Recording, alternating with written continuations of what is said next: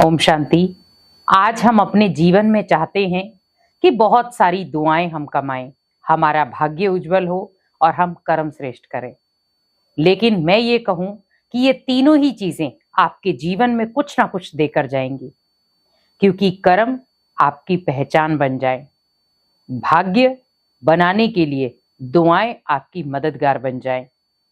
और सबसे अच्छा कि हमें ये ध्यान रखना है कि जीवन में अगर हमने दुआएं कमा ली तो हमारी दुआएं हमारा सुरक्षा कवच बन सकती हैं, और उसी के साथ हमारी खुशी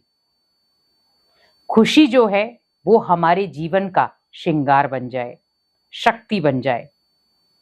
तो हमें ये ध्यान रखना है कि अगर मैं कर्मों को ही अपनी पहचान बना दूं और दुआएं हमारी भाग्य बन जाए और खुशी मेरी शक्ति बन जाए, तो मेरा जीवन कैसा बन जाएगा। क्योंकि आज हम अपने जीवन में चाहते हैं कि ये तीनों ही चीजें हम ले पाएं, लेकिन बहुत मुश्किल हो जाता है। इन तीनों चीजों को हम कई बार एक साथ नहीं ले पाते। अगर हम कर्म श्रेष्ठ करते हैं तो दुआएं नहीं कमा पाते, अगर हम दुआएं कमाते हैं तो जीवन में खुशियां। लेकिन मैं ये कहूं कि आप शुरुआत करें कर्मों से। अगर आपके कर्म श्रेष्ठ हैं तो जीवन में आप दुआएं बहुत आसानी से कमा सकते हैं। तो कर्मों से आपकी क्या बन गई? पहचान। क्योंकि जब कोई व्यक्ति अच्छा कर्म करता है तो लोग उसके अच्छे कर्मों की पहचान से उसे जानते हैं कि वो व्यक्ति बहुत अच्छे कर्म करता है। दूसरा, जब हम बहुत सारे लोगों से दुआएं कमाते हैं तो वो हमारे भाग्य की रेखाओं को चमकाने में हमारी मदद करती है। और उसी प्रकार जब हम दुआएं कमाते हैं हमारा भाग्य उज्जवल हो जाता है, और उसी के साथ जीवन में आती हैं ढेर सारी खुशियां, और वो खुशियां ही हमारे जीवन की शक्ति बन जाती हैं। तो भले जीवन में कोई भी परिस्थिति आ जाए, कोई भी विघ्न आ जाए, कोई संकट आ जाए, हम उन चीजों का निवारण इन तीन चीजों से कर सकते हैं। क्योंकि लाइफ के हर मोड़ पर आपको किसी न किसी तरीके से आपके कर्मों ने आपकी पहचान बताई। आज कोई व्यक्ति उल्टे कर्म करता है, बुरे कर्म करता है, तो हम क्या कहते हैं कि ये व्यक्ति बहुत बुरा है, क्योंकि इसके कर्म बुरे हैं, इसकी आदतें बुरी हैं। क्या वो व्यक्ति अपने कर्मों के द्वारा दुआएं ले सकता है? नहीं। क्या वो खुशी ले सकता है? नहीं।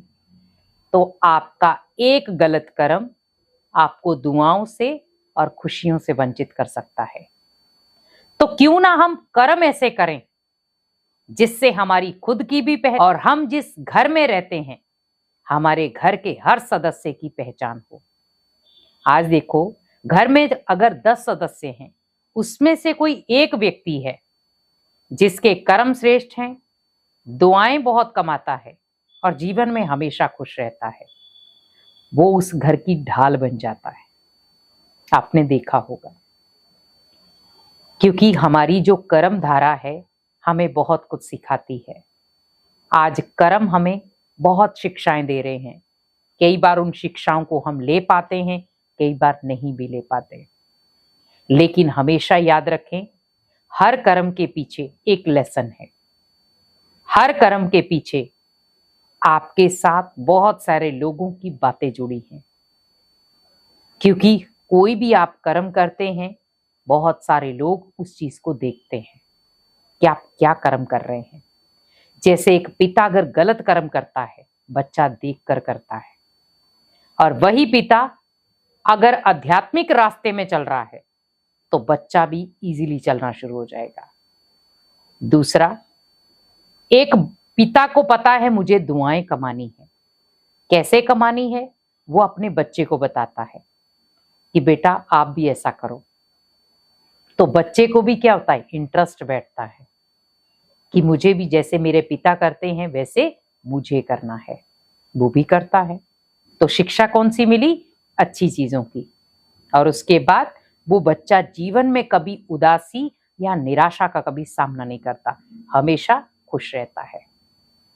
क्योंकि आज हम लाइफ में भले कितने भी अच्छे कर्म कर लें, लेकिन अगर उसमें दुआएं और खुशी जमा नहीं है तो वो कर्म किसी काम का नहीं। हमें हमेशा ध्यान रखना है कि कर्म वही करने हैं जो हमारे जीवन का श्रृंगार करें, जिससे दुनिया में हमारी पहचान हो। आज किसी गलत व्यक्ति की पहचान आपको गलत तरीके से ही कराई जाएगी, लेकिन अगर किसी सही व्यक्ति की पहचान करानी होगी तो आपको गलत तरीके से नहीं, उसकी महिमा के आधार पर कराई जाएगी। तो गलत मेंबर की गलानी के आधार पर, अच्छे मेंबर की अच्छाई के आधार पर, और उसे दुनिया के हर मेंबर की दुआएं मिल जाती हैं और वो उन दुआओं से अपने जीवन में ढेर सारी खुशियां लाता है। आज अगर हम चाहते हैं कि मेरे परिवार में क्या, मेरे जीवन में भी ये तीनों चीजें आ जाए, तो आप इन तीनों चीजों को पहले समझें, क्योंकि ये तीनों चीजें एक दूसरे के साथ जुड़ी हुई हैं। कर्म दुआओं से जुड़ा है, दुआएं खुशी से जुड़ी हैं, क्योंकि आप जो भी कर्म करेंगे उससे आपको मिलेंगी दुआएं।